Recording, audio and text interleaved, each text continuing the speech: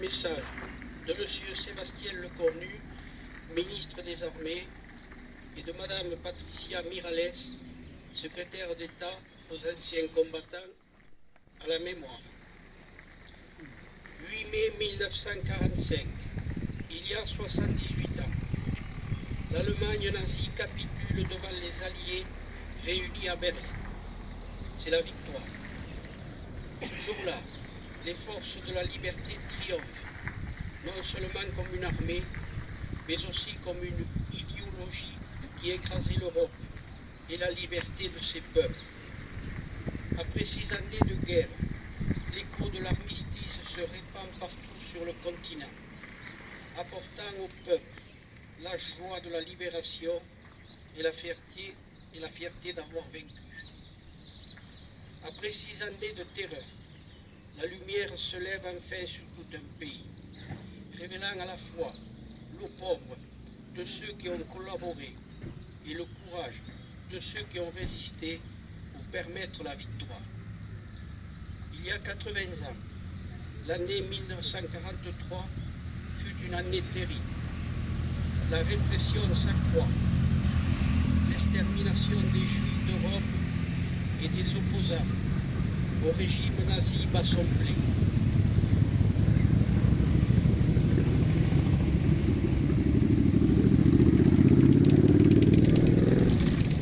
Pourtant, le cours de la guerre change.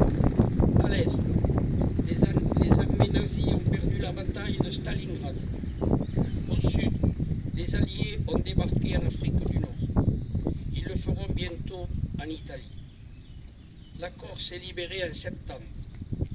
Nos outre-mer se distinguent dans les 3 océans, et notamment dans les Antilles et en Guyane, par la dissidence opposée à Vichy. La 2e division blindée du général Leclerc est créée.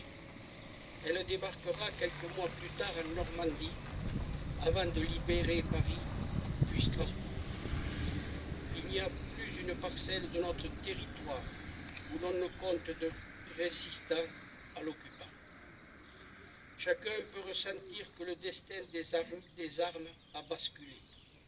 Même si la lutte sera encore longue, l'épreuve présente n'est pas terminée, mais voici qu'au loin se dessine la fin du pire drame de notre histoire, indique le général de Gaulle aux Français libres et aux Français occupés dans son message du 14 juillet 1943. La résistance s'unit partout en France et sûre de l'issue finale du combat, s'engage dans l'élaboration de ce qui réunira les Français après la guerre.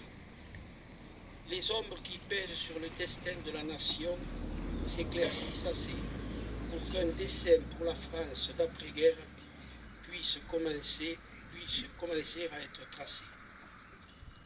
Avec la fin du conflit apparaissent de nouveaux défis pour reconstruire l'Europe, pour renouer avec la démocratie et pour soutenir nos soldats qui poursuivent le combat dans une guerre qui n'est pas encore achevée en Asie. Il faudra enfin tirer les conséquences des échecs militaires de 1940 pour renforcer les armées de la France face aux menaces qu'il a visées. Hier comme aujourd'hui, c'est un combat que nous ne devons pas perdre de vue. Avec la victoire vient aussi le retour des prisonniers, des déportés et la longue attente de ceux qui ne reviendront pas, ayant sacrifié leur vie pour notre liberté. Enfin, il y a tous ceux que plus personne n'attend, car ils ont été déportés par famille entière dans les convois vers l'Est qu'un holocauste achevé.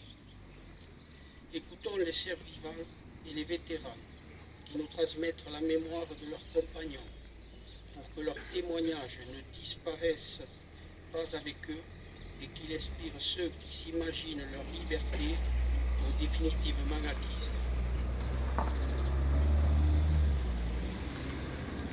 Souvenons-nous enfin du sang versé. Il fut le prix de notre liberté. Mourir pour que d'autres puissent vivre libres. C'était le prix exorbitant dont plus de 10 millions de soldats alliés se sont acquittés. Un prix qui, hier comme aujourd'hui, On ment à chaque renoncement, à chaque fois que nous oublions notre passé. Au bout, le 8 mai 1945, offrit la plus grande gloire du monde aux femmes et aux hommes qui n'avaient pas cédé. La victoire leur offrit la liberté. Vive la République, vive la France, vive l'Europe et vive Saint-Ibar.